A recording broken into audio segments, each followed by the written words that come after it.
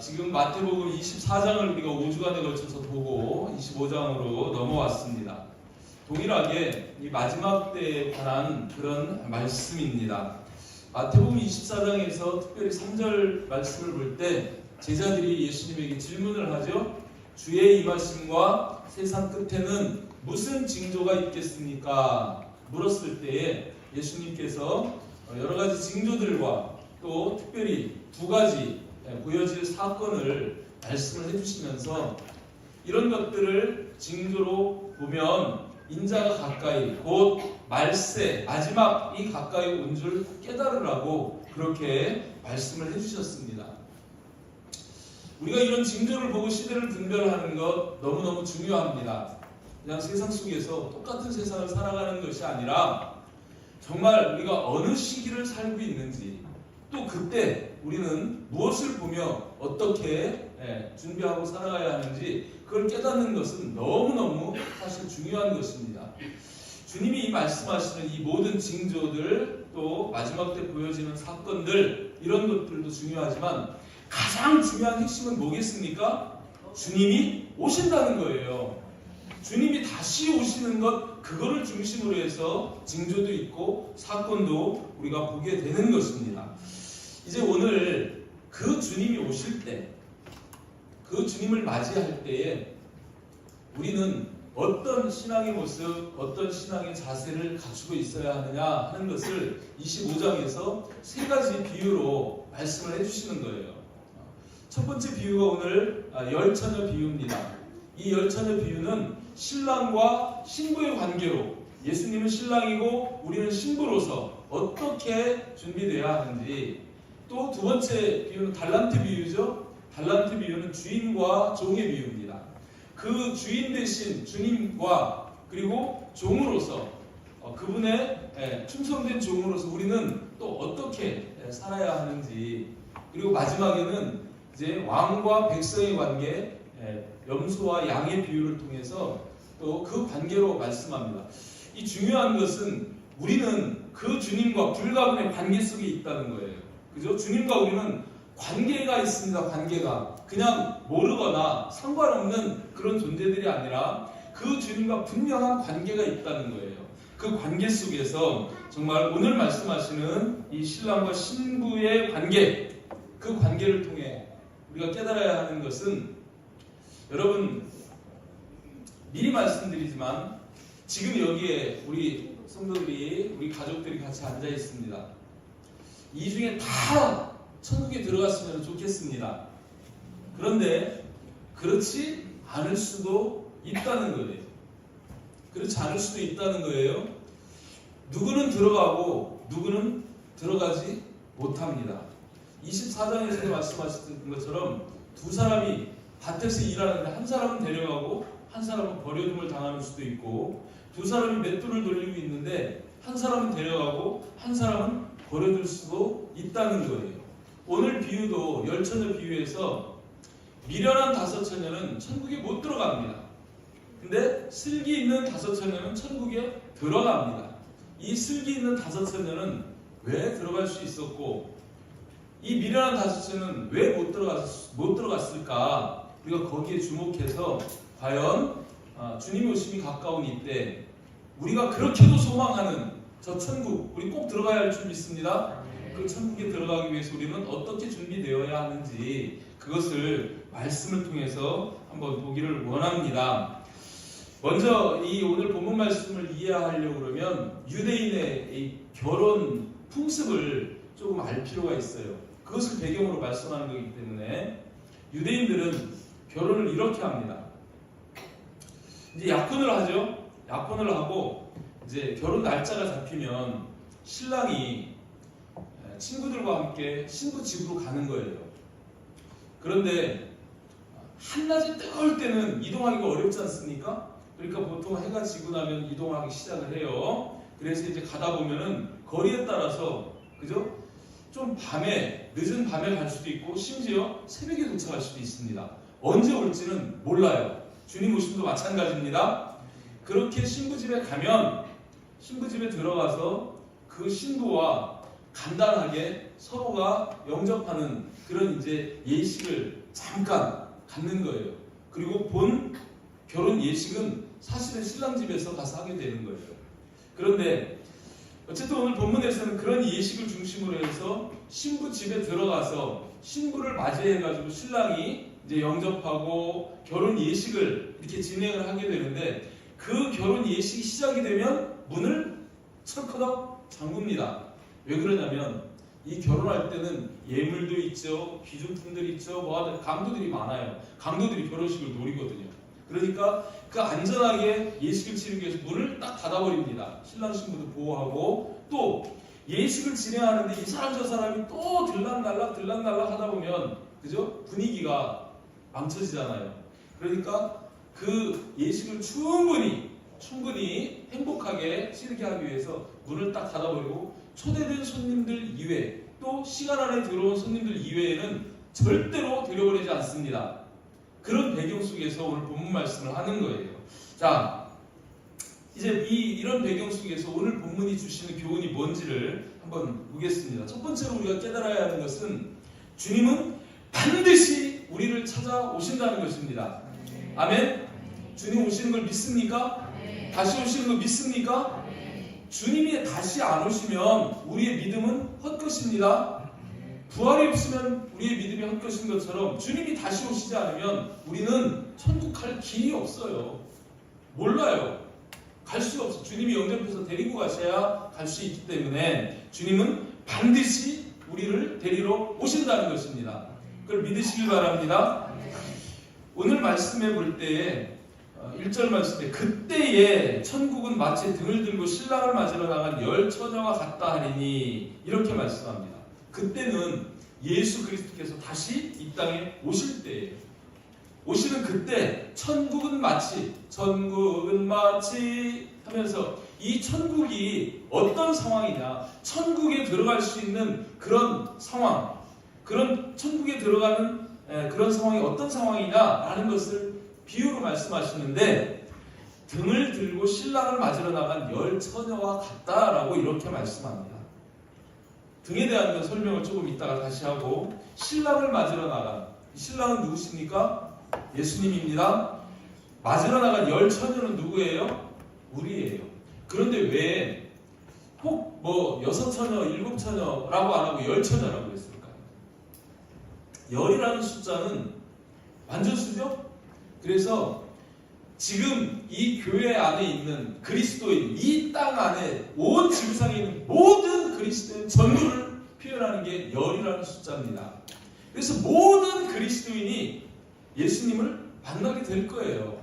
그 예수님이 찾아오실 거예요. 아멘? 그런데 사람이라고 안 하고 처녀라고 했어요. 왜 그럴까요?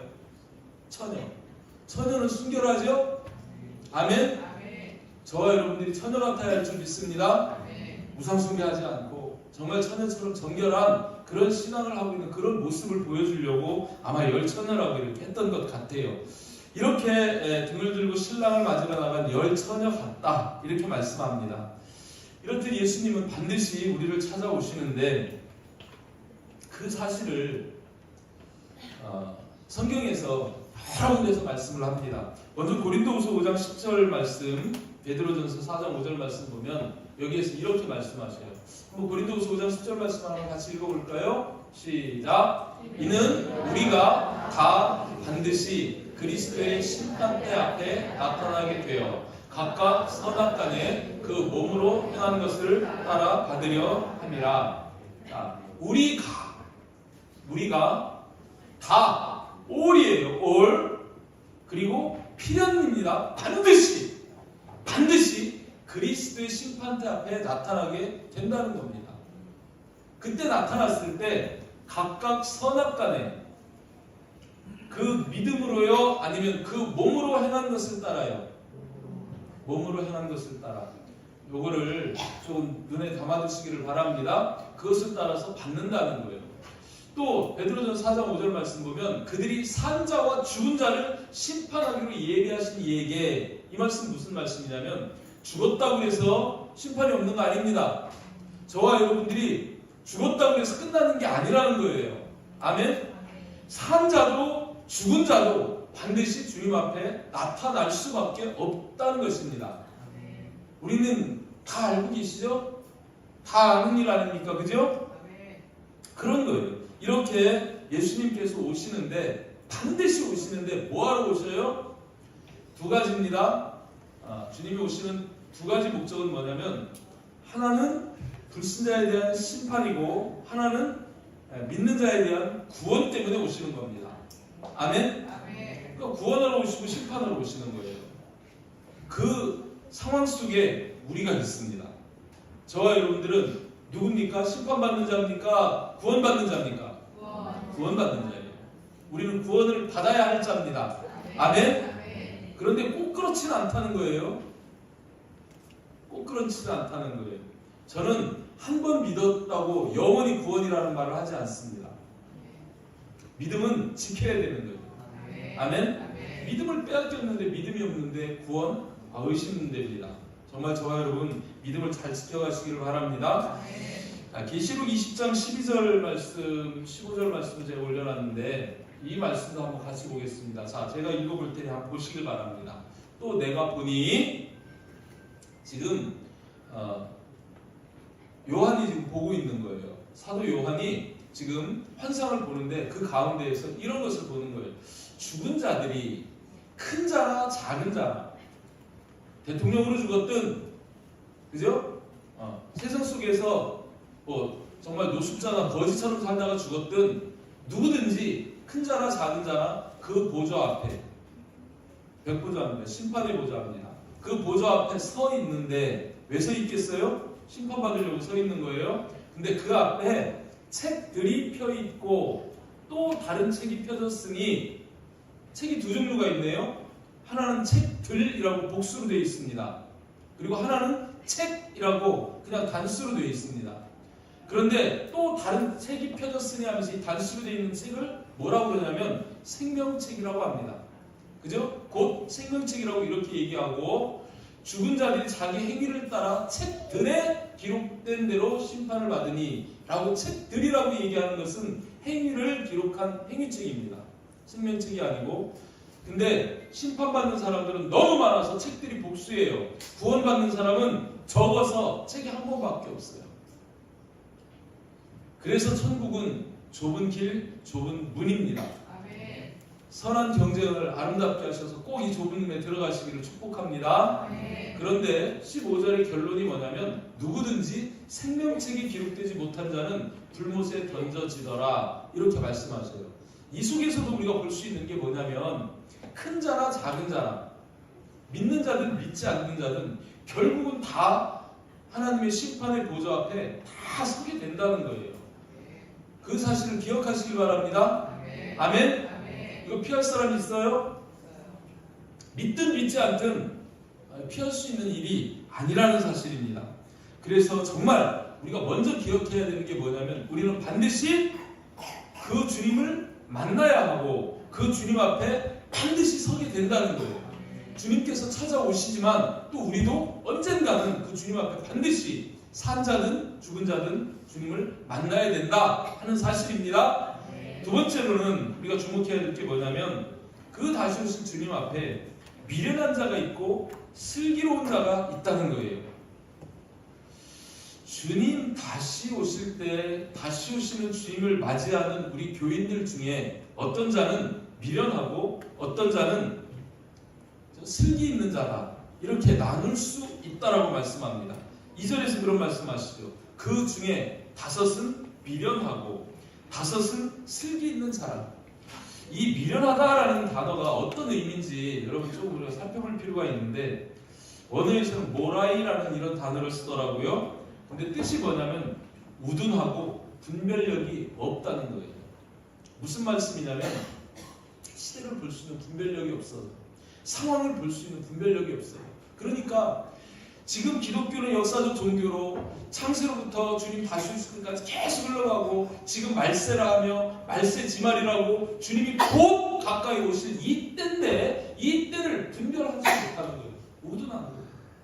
상황을, 시대를 분별하지 못합니다. 그래서 앞에서도 계속, 그죠? 시대를 분별하라고 주님 가까우신 징조들을 보고 깨어있으라고 그렇게 말씀하시는 거 아닙니까? 이 시대를 분별하는 것이 왜 중요합니까? 여러분 집에 손님이 온다면 어떻게 하겠습니까? 오늘 저녁에 6시에 우리 집에 손님이 오시기 바랍니다. 그냥 쉽게 목사님이 온다 그랬어요. 그러면 여러분 집에 진짜 그러니까 평소에 사는 것처럼 여기에 걸레, 쓰레기 막 흩어져 있고 막 그런 폭탄 맞은 집처럼 그렇게 해놓고 목사님 기다리겠습니까? 하물며 주님이 오신다 그러면 우리가 어떻게 해야 되겠습니까? 정리정돈하고 주님만 준비하지 않겠습니까? 시대를 분별하지 못하면 준비 안 하는 거예요. 시대를 분별하는 사람은 준비하는 거예요. 아멘? 두 번째로 슬기 있는 자라는 이 단어가 그런 의미입니다. 신중하고 사려가 깊다는 거예요. 사려가 깊다는 것은 잘 살핀다는 거예요. 예측을 잘하고 준비를 잘하는 것, 그런 것들을 말씀하는 겁니다. 여러분, 우리가 지금 예수 그리스도를 믿고 그분 오심을 준비한다는 것은 우리에게는 사느냐 죽느냐의 생명이 달린 문제와 같은 거예요. 아닙니까? 그죠? 살 수도 있고 죽을 수도 있다는 거예요. 그 상황 속에서 우리가 어떻게 주님 오심을 분별하고 예측하고 준비하느냐, 이건 너무 중요한 거다라는 것입니다. 그런 가운데에서 미련한 자 되지 마시고 슬기로운 자가 되시기를 주님의 이름으로 축복합니다. 아멘? 근데 여기에서 미련한 자는 어떻고 슬기로운 자는 어떤 차이점이 있냐는 거예요. 단적으로 얘기하면 기름의 유무입니다. 기름이 있느냐 없느냐, 기름을 준비했느냐 준비하지 않았느냐라는 거예요. 자, 3절 말씀 보면 미련한 자들은 등은 가지되 기름을 가지지 아니했다는 거예요. 등을 가졌다는 거예요. 등은 뭘까요? 여러분, 등이 뭐겠습니까? 시편 우리 119편 105절 말씀에 보면 거기에서 이런 말씀하시죠. 주의 말씀은 내 발의 등이요 내 길의 빛이니이다. 등은요 빛을 밝히는 기구잖아요. 그죠? 그런데 뭐가 등이라고요? 주의 말씀이라는 거예요. 지금 우리 시대에는 복음입니다. 이 주님의 말씀 복음이 우리에게 등이 된다는 거예요. 아멘? 주님의 말씀이 내게 등이 되고 빛이 된다는 것은 우리가 그 말씀을 믿는 믿음이라고 볼 수 있어요. 우리는 주님의 말씀이 있죠? 우리 안에 복음이 있죠? 그 복음이 믿음입니다. 우리에게는 믿음이 있습니다. 여기 다 믿는 분이에요. 미련한 처녀든 슬기로운 처녀 다 믿으니까 여기 다 지금 와서 앉아 있어요. 그죠? 다 등을 가진 자입니다. 일단 등은 다 가진 자입니다. 그런데 기름을 가졌느냐 안 가졌느냐. 미련한 자는 기름을 가지지 아니하고 슬기 있는 자들은 그릇에 기름을 담아 등과 함께 가지고 갔다는 거예요. 그죠? 기름을 가져갔다는 거예요. 그러면 여러분, 이 기름은 뭘 말하는 거겠습니까? 뭐라고요? 성령. 성령이에요. 누가복음 4장 18절 말씀, 19절 말씀 보면 이 말씀을 통해서 우리가 깨달아 볼 수 있는데, 주의 성령이 내게 임하셨으니, 성령이 내게 임했다는 거예요. 이는 가난한 자에게 복음을 전하게 하시려고, 이건 일단 제껴두고, 내게 기름을 부으시고 주의 성령이 내게 임하셨으니, 이건 뭐냐면 내게 기름을 부으셨다는 거예요. 그러니까 성령이 임했다는 것은 기름 부음을 받았다는 거예요. 마찬가지죠?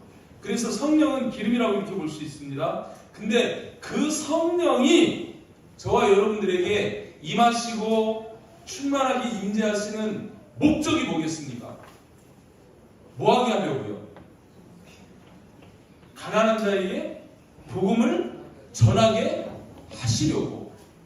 그래서 여기서 말씀이 나를 보내사, 하나님이, 이게 예수님에 대한 말씀이거든요. 하나님이 예수 그리스도를 보내사 포로된 자에게 자유를, 눈먼 자에게 다시 보게 함을 전파하며 눌린 자를 자유롭게 하고, 이 복음을 전파함으로 인생을 이렇게 변화시켜준다는 거예요. 아멘? 하나님께서 예수님을 이렇게 보내셨습니다. 그 예수님은 뭐라고 말씀하세요? 아버지께서 나를 보내신 것 같이 나도 너희를 보내노라. 똑같아요. 똑같아요. 우리는 세상의 빛입니다.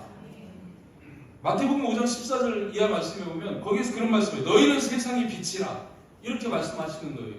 산 위에 있는 동네가 숨겨지지 못할 것이요, 못할 것이요 사람이 등불을 켜서 말 아래에 두지 않고 등경 위에 두나니. 왜요? 불을 켜는 이유는 빛을 비추기 위해서예요. 그래서 등경 위에 두고 이러므로 집안 모든 사람, 이 세상 모든 사람들에게 비치게 된다는 거예요. 그 목적이 뭡니까? 그러므로 이같이 너희 빛이 사람 앞에 비치게 하여 그들로 너희 착한 행실을 보고 하늘에 계신 너희 아버지께 영광을 돌리게 하라. 우리를 빛으로 삼으신 목적이 뭐냐면 너희 빛이 사람 앞에 비치게 하여. 그래서 우리 흔히 그런 말씀하는 거예요. 저와 여러분들은 세상이 빛이고 우리는 복음의 빛을 세상에 비춰야 하는 자들입니다. 아멘. 이 복음의 빛을 비춰야 하는데 이 빛을 비추기 위해서 반드시 필요한 게 등만 있으면 됩니까? 기름도 있어야 됩니까? 기름도 있어야 된다는 거예요. 성령이 있어야 된다는 거예요. 성령이 임해야 된다는 거예요. 왜 그렇습니까? 여러분 사도행전 1장 8절에서 그런 말씀하시죠. 오직 성령이 너에게 임하시면, 오직 성령이 임하셔야 너희가 예루살렘, 유대, 사마리아 땅끝까지 이르러 내 증인이 될 수 있어. 이런 말씀이에요. 성령이 임하지 않으면 예수님 달린 십자가 앞에 다 도망가는 제자들 보지 않습니까? 그들에게 성령이 임하지 않았을 때 그들은 걱정, 근심, 두려움, 그죠? 그런 것들로 다 주님 앞에서 도망가는 거예요.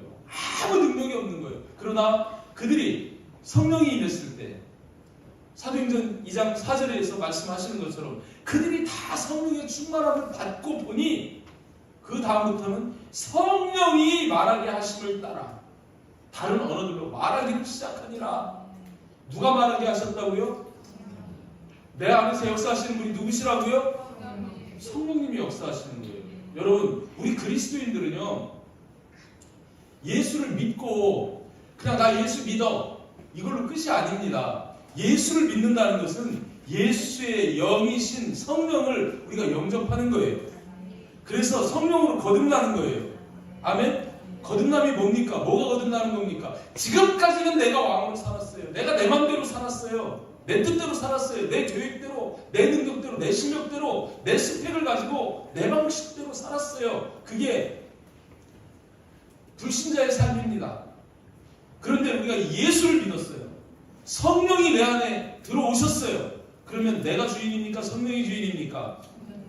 그런즉 이제는 내가 사는 것이 아니고 내 안에 예수 그리스도께서 사시는 것이라. 그분은 선하신 분입니다. 그분은 나보다 지혜롭습니다. 그분은 나보다 더 능력 있는 분이십니다. 그분은 나는 하루 앞도 못 보지만 그분은 내 미래를 다 알고 계신 분이에요. 그분을 의지하고 그분을 믿고 그분을 의뢰하고 그분이 인도하는 것을 따라서 성령을 따라서 사는 것이 성령의 기름 부음을 받은 자의 삶입니다. 그런 삶은 그죠? 세상 사람들처럼 복잡하지 않아요. 어렵지 않아요. 너무 쉽습니다. 자유롭습니다. 아멘? 여러분 저도 IQ가 138이에요.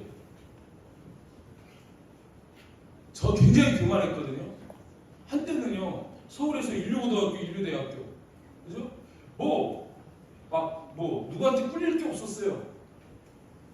그 교만함으로 잘 살아보려고 엄청 노력했습니다. 잘 살았을까요? 하나님은 교만한 자를 꺾어버리시. 겸손한 자를 오히려 들어 쓰시는 거예요. 제가 하나님 만나기 전에 그렇게 망했습니다. 심지어 자식을 갖다 묻을 만큼 교만했습니다. 하나님이 그렇게 벌 주셔도 그렇게 벌 주시지 않으면 꺾이지를 않는 그 건방진 교만, 그죠? 그게 막 가득했던 삶입니다. 근데 하나님 확 꺾으셨을 때 다시 생각하고 하나님이 내 생명의 주인이시구나. 그분이 주님 맞다. 그래서 그분 앞에서 이제는 내가 안 삽니다. 주님 뜻대로 살겠습니다. 이러고서 바뀐 거예요. 그 뒤로 늘 말씀드리지만 한 번도 하나님이 저를 넘어뜨리신 적이 없고 한 번도 실수하거나 실패하게 하지 아니하시고 성공의 길로 잘 되는 길로 이끌어 가시는 거예요. 그것이 뭐 세상적으로 뭐 아주 크고 위대한 것이 아닐지라도 저는 행복합니다. 내게는 성령님이 계시고 그 성령의 기름 부으심이 있기 때문에 그 성령님을 의지하고 따라갈 때 걱정, 근심, 두려움 없어요. 그 주님이 일하셔요. 함께 하시고 역사하셔요. 그게 바로 여기에서 기름을 준비한 자의 삶인 것입니다. 아멘.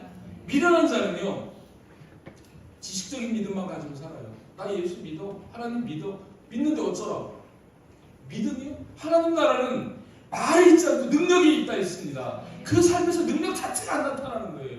왜요? 내가 의지하지 않으면 성령님이 인격적이시거든요. 역사하지 않습니다. 가만히 계십니다. 그래? 네가 해봐. 네 능력으로 해봐.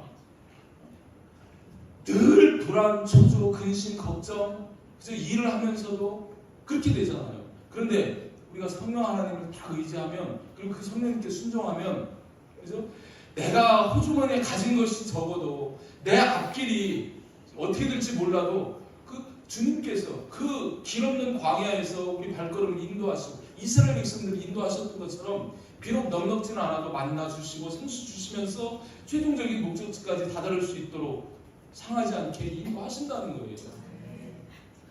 여러분, 그걸 말씀하는 겁니다. 여기에서 말씀하는 거예요. 네가 살았느냐? 성령이 살았느냐? 지금 저와 여러분들 한번 돌이켜보시기 바랍니다. 미련한 자는요, 자기 힘으로 살아요. 근데 슬기로운 자는요, 성령의 능력을 의지해서 삽니다. 이 자리에 있는 우리 하나가 되는 교회 모든 가족들은 성령이 주인 되셔서, 성령이 보호자가 되시고 인도자가 되시고 은혜자가 되셔서 우리에게 모든 것을 공급하시는 그 성령님과 함께 걸어가는 등불만 아니라 기름이 준비된 그런 자들이 되시기를 주님의 이름으로 축복합니다. 아멘. 아멘. 성령이 임하시면 나타나는 특징이 있어요. 뭘까요? 복음을 전하는 거예요. 그죠? 목적이 달라요. 성령이 없는 인생은 성공, 그죠? 권세, 돈, 명예, 추구하는 것들이 이런 것들이에요. 그래서 우리 성도의 삶의 모습을 보면은요, 성령 충만한 사람인지 아닌지 알 수 있는 게 그거예요. 인생의 방향이 어디에 있느냐, 목적이 어디에 있느냐, 무엇을 위해서 사느냐, 여기에 있는 거예요. 성령의 사람은 세상 것에 없어지기, 세상 것에 매여 살지 않습니다. 지난 금요일날도 말씀드렸는데 공수의 인생 뭐 가져가실 수 있어요? 그런 거 그저 조금 더 있어도 나중에 많으면 진짜 로세처처럼 미련 남아가지고 뒤돌아보고 오히려 그래서 소금 기둥 된다니까요. 적당히 누리고 사시길 바랍니다. 우리는 소유자가 아닙니다. 청직입니다. 아멘. 청직이로서 충성하면 주님이 더 많은 거 맡겨주셔요. 그럼 풍성하게 요셉처럼 많은 것을 운용하면서 살 수 있지만 절대적으로 여러분 소유자로 사시지 마시고 청지기로 사시길 바랍니다. 아멘. 그 청지기로 사는 사람은 내 것이 아니기 때문에 충성은 하지만 욕심은 없어요. 욕심내고 살지 않습니다. 그래서 이 성령이 충만한 사람은 모든 복음서에서 말씀한 성령이 임하면 뭐가 된대요? 증인이 된다는 거예요. 한 영혼이 천하보다 더 귀합니다. 이 말씀이 이해가 되시나요? 하나님은 한 영혼을 천하보다도 더 귀하게 여기신다는 거예요. 하나님의 관심은 세상이 아니고 그 악하고 어두운 세상 속에서 천하보다 귀한 영혼들을 살려내는 게 하나님의 뜻입니다. 그래서 하나님 스스로 십자가를 지러 이 땅까지 오신 것 아닙니까? 그 주님의 간절한 소원이 거기에 있는 거예요. 그래서 내가 사는 이유는 이 세상에 구원 없는 영혼들을 더 많이 해서 하나님 나라를 이루어가는 것, 그게 주님의 소원이고 주님의 뜻이라는 거예요. 예수님이 우리에게 주신 사명이 그거 아닙니까? 바울이 사도행전 20장 24절에서 그런 말씀 하잖아요. 내가 달려갈 길과 주 예수께 받은 사명, 곧 은혜의 복음을 증언하는 일을 마치려 하면 내 생명조차 조금도 귀한 것으로 여기지 아니하노라. 바울은 깨달은 거예요. 세상에 있는 모든 것 다 배설물로 여기고 오직 복음을 위해서 그 은혜의 복음을 증언하는 일에 생명 거는 거예요. 아멘?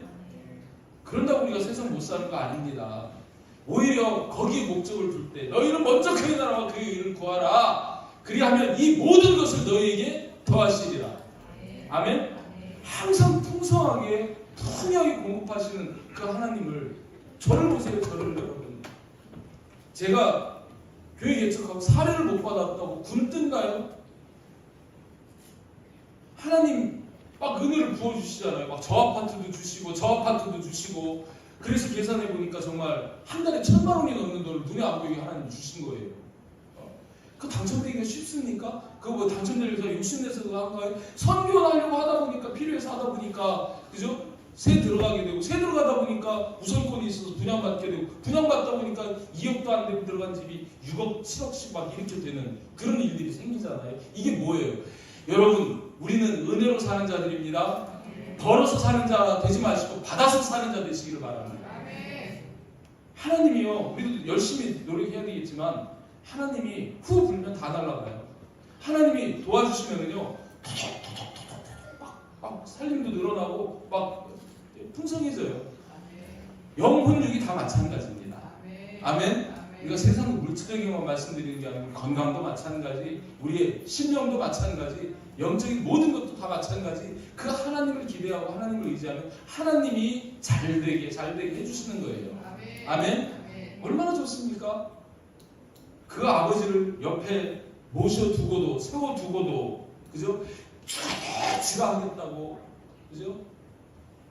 미련한 거예요. 하나님 도와주시면 어떤 문제도 반짝 들어서 치워주실 텐데, 치워보겠다고 막 낑낑거리고. 그러지 마시길 바랍니다. 이렇게 복음을 전하면 반드시 열매가 있습니다. 좋은 나무가 되면 좋은 나무에서 아름다운 열매가 맺히게 돼 있는 거예요. 맞습니까? 나쁜 나무가 절대로 좋은 열매를 맺지 못한다고 주님이 말씀하시는 거예요. 그럼 주님이 뭐래요? 그 열매를 보아 그 나무를 알 거라고 말씀하십니다. 아멘? 주님 오시는 날 모든 성경이 그거 말씀하는 거예요. 지금 여기서 열천의 비유도 마찬가지입니다. 주님 오시는 날 우리의 열매를 보고 우리를 판단하시겠다는 거예요. 아멘? 그래서 성령이 임하면 증인이 되고, 증인이 되면 증거의 열매가 있고, 그 열매가 주님이 오셔서 우리를 바라보실 때, 그죠? 우리가 미련한지 슬기로운지를 판단하시게 되는 근거가 된다는 겁니다. 아멘? 자, 여러분 반드시 성령, 이 기름이 준비되는 자가 되시기를 주님의 이름으로 축복합니다. 마지막에 한 가지는 늦기 전에 등과 기름을 준비해야 된다는 겁니다. 아멘. 5절 말씀 보면 신랑이 더디옴으로 다 졸며 잘세. 신랑이 더디옴으로 2000년 전에 오신다고 그러면 지금 안 오고 계세요. 근데 크로노스와 카이로스가 있습니다. 우리의 시간이 있고 주님의 시간이 있어요. 우리가 볼 때는 더디 오시는 것 같지만 주님이 오시는 시간은 주님이 아셔요. 그때 오실 거예요. 근데 그 때가 되기 전에 어떤 현상이 벌어져요? 더디 오시기 때문에 다 졸며 잔다는 거예요. 개성을 듣는 베드로, 야고보, 요한도 좀 깨어있어라 그러는데 졸고 잤어요. 그랬다고 끝나는 건 아니죠. 여러분, 여기에서 이 잔다 하는 것은요, 그냥 깨어있지 못하고 자는 그런 의미도 있어요. 그런데 저와 여러분도 좀 잠들어야 돼요. 주님 안 오시면 자야 돼요. 우리는 죽는 게 아니고 잠자는 겁니다. 2000년 전부터 많은 성도들이 기름 등불 준비하고도 잤어요. 그거 얘기하는 거예요. 근데 밤중에 세상 끝에 노아의 때와 같이 어두운 그 시대에 소리가 나는 거예요. 무슨 소리가 납니까? 보라, 신랑이로다, 맞으러 나오라. 이제 예수님 오신다고 맞으러 나오라고 깨우는 소리가 들린다는 거예요. 이에 그 처녀들이 다 일어나 등을 준비할세. 저와 여러분들도 마찬가지입니다. 우리가 잠자지만, 죽지만, 그죠? 우리는 주님 안에 잠자는 거예요. 근데 주님 다시 오실 때는 다 일어나요? 안 일어나요? 다 일어나요. 다 일어나는 거예요. 여기서 그 처녀들이 다 일어나는 거예요. 5처녀만 일어나요? 먼저 5처녀 일어납니다. 슬기로운. 나중에 이 미련한 5처녀도 일어나서 심판 받아야 돼요. 다 일어나게 돼 있는 거예요. 그때 다 일어나서 등을 준비할세. 여기에서 준비한다는 것은 그때서야 뭘 막 이렇게 준비한다는 게 아니고, 주님이 오신다 그러니까 어떻게 해야 돼? 이제 맞으러 나가야 되잖아요. 그러면 등이 있으면 옛날에 이제 옆에 이렇게 돌리는 게 심지를 이렇게 쭉 끌어올리면 어떻습니까? 심지가 이렇게 올라오면 불이 환해지죠. 여기에서 얘기하는 이 준비한다는 것은 원어가 이 심지에 불을 돋워 올린다는 이런 의미예요. 주님이 오신다고 그럴 때 그 빛이 싹 더 밝아야 돼요. 그래서 밝은 등불 준비하라고 얘기하는 거죠. 그죠? 그렇게 이제 준비돼야 되는 건데 하나씩 여러분 생각을 해보시길 바랍니다. 여기에서 정말 이 주님은 언제 오셔요? 밤중에 오십니다. 아멘? 근데 그때 소리가 나요? 안 나요? 소리 나요. 데살로니가서 4장 16절 17절 말씀 여러분 외워야 됩니다. 주님이 오실 때 상황을 여러분에게 이렇게 말씀드렸었죠. 한번 읽어봅시다. 다시 여러분 외우시면서 읽으시길 바랍니다. 시작. 주께서 호령과 천사장의 소리와 하나님의 나팔 소리로 친히 하늘로부터 강림하시리니 그리스도 안에서 죽은 자들이 먼저 일어나고 그 후에 우리 사랑하는 자들도 그들과 함께 구름 속으로 끌어올려 공중에서 주를 영접하게 하시리니 그리하여 우리가 항상 주와 함께 있으리라. 아멘. 반드시 우리를 깨우는 이 천사들의 소리, 하나님의 나팔 소리가 있습니다. 그 소리를 들으면 죽은 자들이 다 깨어 일어나야 돼요. 그리고 주님은 하늘로부터 강림하십니다. 근데 그때 그리스도 안에서 죽은 자들, 그리스도 안에서 잠자는 자들이 먼저 일어나고, 그리고 그 후에 믿음 안에서 살고 있는 살아남은 자들이 끌어올려져서 공중에서 주를 영접해서 영원한 천국에 들어가 주와 함께 한다고 그렇게 말씀하시는 것을 볼 수 있습니다. 그런데 이렇게 돼야 되는데 미련한 천사들의 상황은 어때요? 8절 말씀에 미련한 자들이 슬기 있는 자들에게 이르되 이렇게 이야기합니다. 우리 등불이 꺼져가니 너희 기름을 좀 나눠달라. 우리 등불이 까빠 꺼질랑 말라 그래요. 여기 빨리 기름을 넣어야 되는데 그래서 이걸 좀 올려야 그래서 그 등을 들고 신랑 맞으러 갈 건데 이 등이 꺼질랑 말락 지금 막 이렇게 막 꺼져가고 있는 거예요. 그럴 때 너희 기름을 좀 나눠달라. 여기 기름을 넣어야 돼. 기름을 좀 나눠달라. 이런 절박한 그런 상황 속에서 그 어두운 등을 잘 들고는 주님 맞으러 못 나가는데 이 요청에 슬기로운 처녀들이 이렇게 대답합니다. 우리와 너희가 쓰기에 다 부족할까 하노니 차라리 파는 자들에게 가서 너희 쓸 것을 사라 하고 줘요 안 줘요? 안 줍니다. 이건 무슨 의미입니까? 양도할 수 있어요? 내가 주님 앞에 쌓은 내 영성, 내 주님 앞에 충성, 내 공적, 내 공로 이 모든 것들은 양도가 돼요 안 돼요? 불가합니다. 내 믿음으로 내가 구원받는 거예요. 남편이 목사라도 그 덕을 볼 수 있는 게 아니에요. 천국 들어가는 건 아빠 찬스, 남편 찬스, 엄마 찬스 이런 거 없습니다. 아멘? 순전히 내 믿음만 가지고 간다는 것을 여기에서 말씀하시는 거예요. 그래서 마태복음 16장 27절에 그런 말씀하시죠. 인자가 아버지의 영광으로 그 천사들과 함께 오리니 그때 각 사람이 행한 대로 갚으리라. 각 사람이 행한 대로. 이 미련한 처녀들 기름을 준비를 하지 않았어요. 아이고 주님 오셨는데 열매가 있어야 되는데 기름이 없어. 그죠? 전도도 못했어. 열매도 없어. 어떻게 하지? 이제라도 해볼까? 가서 사오라고 그러는데 가서 준비해볼까? 그러고서 준비하러 나갔어요. 그 사이에 신랑은 와버렸어요. 그리고 혼인잔치집에 들어갔고 문은 닫혔어요. 문이 닫히면 한 번 닫힌 문이 열려요 안 열려요? 계시록 3장 7절에서 말씀합니다. 그 문을 닫으면 열 사람이 있고 열면 닫을 사람이 없는 그가 주님이십니다. 그 주님은 한 번 혼인잔치 문 시작되고 잔치가 시작되면 문 딱 잠그면요 누구도 열고 들어갈 수 없다라고 말씀합니다. 그러니 어떻게 해야 됩니까? 혼인잔치가 시작되기 전에 그리고 주님 오시기 전에 우리는 늦기 전에 반드시 등과 기름을 준비해야 된다는 겁니다. 아멘? 그게 지혜로운 자예요. 이게 슬기로운 자예요. 그렇습니다.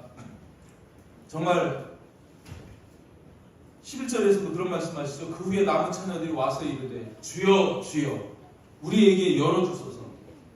늦었어요. 주여 주여. 이게 무슨 얘기하는 거예요? 이 마태복음 7장 21절에서도 그런 표현이 나오죠. 마태복음 7장 21절의 말씀에 보면 나더러 주여 주여 하는 자마다. 아니 예수님 보고 주여 주여 하는 자 예수님 믿는 자예요 안 믿는 자예요? 믿으니까 주여 주여 하겠지. 지금 여기 있는 분들 다 예수님 주여 주여 하잖아요? 해요 안 해요? 다 믿죠? 근데 주여 주여 하는 자마다 천국에 들어오는 게 아니래요. 누가 들어간대요? 아버지의 뜻대로 행하는 자라야 들어가리라. 아멘? 제가 왜 믿음과 순종을 강조하는지 아시겠습니까? 말씀을 믿기만 하고 듣기만 하고 그저 그 말씀에 순종하지 않는 자를 가리켜 듣기만 하여 자신을 속이는 자가 되지 말라고 말씀하는 겁니다. 말씀을 들었으면 말씀을 믿었으면 그 믿음대로 순종해야 되는 거예요. 그게 살아있는 믿음이고 그게 구원 얻는 믿음입니다. 아멘? 그걸 말씀하시는 거거든요. 제발 여러분 속지 마시길 바랍니다. 여러분 스스로를 속이지 마시길 바랍니다. 나 세례 받았어. 하나가 되는 교회에 등록했어. 그러니 나는 천국 보장돼 있어. 에나 꽁꽁입니다. 아닙니다. 주님 뜻대로 행하는 자라야 되고 성령으로 거듭나야 됩니다. 성령이 주인 되셔야 합니다. 요한복음 3장 5절에서 말씀하시죠. 니고데모에게 뭐라고 말씀하세요? 물과 세례도 받아야지만 물과 성령으로 거듭나지 않으면 하나님 나라를 볼 수 없다고 말씀하시는 거예요. 그게 뭐예요? 성령이 주인 되시고 성령 따라 사는 삶이 되는 것이 진짜 믿음입니다. 아멘. 이 마지막 때 우리가 슬기로운 신부들이 돼서 제발 우리 하나가 되는 교회 성도들은 그렇게 되기를 주님의 이름으로 축복합니다. 내가 사는 자가 아니라 성령 따라 사는 자. 갈라디아서 5장 16절에서 그래서 이런 말씀하셔요. 내가 이르노니 너희는 성령을 따라 행하라. 성령을 따라 행하라. 네 마음 따라 살지 말고 네 계획 따라 살지 말고 그죠? 네 형편 따라서 살지 말고 성령을 따라서 행하라. 성령을 따라서 살아라. 그러면 육체의 욕심을 이루지 않아. 그 허망한 육체의 욕심 그죠? 그 허망한 육체의 욕심 그것을 이루면서 사는 게 아니고 하나님 나라를 이루면서 사는 그런 하나님의 사람이 될 수 있다라고 그렇게 말씀하시는 것을 볼 수 있습니다. 정말 저와 여러분 오늘 13절에서 결론은 그런 말씀하세요. 그런즉 깨어있으라. 깨어있으라 이 말씀은 마태복음 24장에서도 앞에서 42절에서도 얘기하고 46절에서도 말씀했던 것처럼 준비하고 있으라라는 말씀과 같은 맥락의 말씀이에요. 깨어있는 자는 준비하게 되어져 있습니다. 깨어서 정말 우리가 말로만 말세지말이라고 하지 말고 정말 주님이 오실 때가 가까운 이 시대를 분별하고 그 주님을 맞이하기 위해서 깨어서 준비하는 등과 기름을 준비하는 그래서 주님 오셨을 때 아멘 주 예수의 오시옵소서 그 주님 맞이해서 다 천국에 들어가는 그런 우리 하나가 되는 게 모든 가족들이 되시기를 주님의 이름으로 축복합니다.